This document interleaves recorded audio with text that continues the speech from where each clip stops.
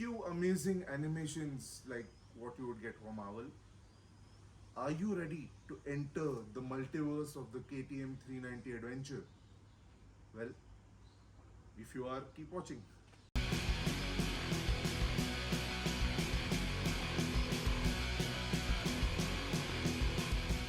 Hey, and thanks for tuning into the channel. In this video, I'm gonna talk about all of the different variants of the KTM 390 Adventure. As a standard adventure owner, I have done about 26,000 kilometers on my KTM 390 Adventure before I sold it off. The video to my long-term review for the bike will be somewhere here. So if that's something that you're looking forward to going through, please watch that. And there are so many variants now available in the adventure lineup for KTM. So you have the 250, which we are not going to cover so much in detail. We have the 390 standard, which was the version that I had and version that most people who own the bike right now may probably have. Then you have the Adventure X, which is basically slightly less electronics, like manual traction control is not there, rider modes are not there, TFT screen is not there. Those kind of details are missing from that, but it's significantly cheaper. That variant is there. Then we have the Adventure V variant, which is the standard 390 Adventure, but with the suspension from the Duke. So reduced suspension travel, which also equates to reduced ground clearance, which also equates to a lower seat height by I think 20 mm, 2 centimeters. So that's something that is a little bit friendlier for um, shorter riders or riders with a shorter inseam. Let's be kind to people. And finally, we have the KTM Adventure spoked wheel variant, which has adjustable suspension and the tube type spoke wheels. So lots of bikes, but which variant is for who? That's what the aim of this video is going to be. So first thing first, let's cover the 250 ADV. Because the price difference between a 390 Adv X and the 250 now is just about 40,000 rupees, or maybe even lesser in some other states. I'm not sure who will be going for this bike, apart from maybe even a budget constraint. But I think if that's the only thing holding you back, just save up for a few more months, or take a EMI that is a few more months long more, and then go for the bigger bike. I think the 250 ADV makes sense for those people who are new riders or younger riders who don't trust themselves with the 44-45 bhp that the 390 Adventure makes. It'll be a slightly better mannered bike in that sense, and also will return better fuel economy. So if you're looking for a bike that can get to 100 comfortably and stay at 100 but not do much more than that, and a larger sized bike, because the size of the bike remains the same, and you want to maximize that fuel economy, and you're new to riding, you're new to touring, the Adv 250 probably makes sense for you. Second in the list of what we're going to discuss is the 390 Adventure V variant. Basically, the V variant offers a shorter seat height at the compromise of lesser suspension travel and a lower ground clearance. This is a bike that kind of sets me at odds, because uh, who is this bike targeted towards? As per the KTM videos, all of that stuff that's available, It's meant for people who don't have such a higher inseam. So it's meant for people who are a little bit shorter, and so that they can comfortably flat foot, or at least get both their tiptoes down to balance the bike at a standstill. But I have a couple of questions. If you are somebody who's short and wants to do off-road, I think you would rather go for a bike that lets you take on off-roads a little bit better, and bring up your skill level to a place where you're able to stabilize the bike using just one foot to prop yourself up, uh, and then you will get the whole 200 of ground clearance, which isn't much to begin with. Um, or think of another motorcycle, because the Himalayan offers a lower seat height and more ground clearance. And in off-roading, you don't need the high-end manic power that the 390 or rather the 373cc engine on the KTM Adventure, the power that it generates. So you might look at the Himalayan there because it creates decent amount of power. Is heavy, yeah, but power is good. The torque is better, especially at the lower end where you need it in the off-roading situations. Um, or if you are a road-based rider, um, why not go with the Duke 390?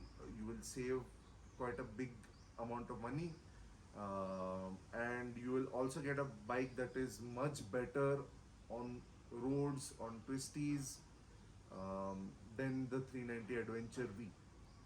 The only situation I find where it would be suitable for people is if this person who's considering the Adventure V is somebody who wants to get into touring, especially with the pillion, because on the Duke 390 luggage and pillion can be done, but it's not the most comfortable setup. On the 390 Adventure V, it has enough space, so you will be comfortable on the bike for two-up riding. Um, but that's the case. If that's your particular specific case, then maybe the Adventure V is a better bike for you, because your focus is touring with pillion and you need the space and ergonomic comfort.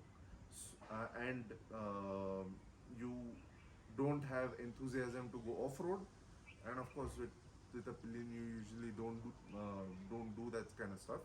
But yes, if you are that personality, then the Adv V variant makes a little bit better sense for you.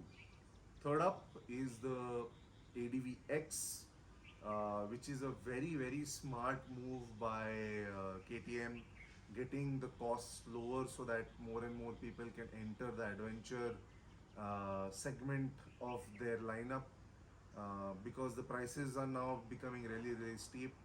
In October 2020, I picked up the bike for 3.6 lakhs, and I think now it's retailing for 4.2, and maybe even more for the spoked wheel variant. So it is becoming fairly premium, right? And well, the X is the answer to that. You get lesser features. It's not something that you can't live without, but still interesting features to have on a bike, especially manual traction control and lean sensitive cornering ABS, so to speak. Uh, who does it make sense for? I think the Adv X is a good bike for somebody who doesn't want to stretch all the way to the standard Adv or the spoked wheel variant. They want to save up that money for tours, gear, whatever, and somebody who knows how to ride well, because I began riding properly with the Adventure 390, aggressive riding, especially in the twisties and off-road and such. So I know that the manual traction control has definitely saved my ass more than a few times. So the X makes more sense for somebody who knows a little bit of what they're doing, or for somebody who wants to convert it into an out and out off-roader or an out and out touring machine, because in those two situations you probably don't need manual traction control or cornering ABS as much, because in touring usually straight line and in the ghats you're usually not pushing. The point is to get from place A to place B in comfort, in safety. So while having fun, but not like pushing the envelope, right? You're usually not doing that.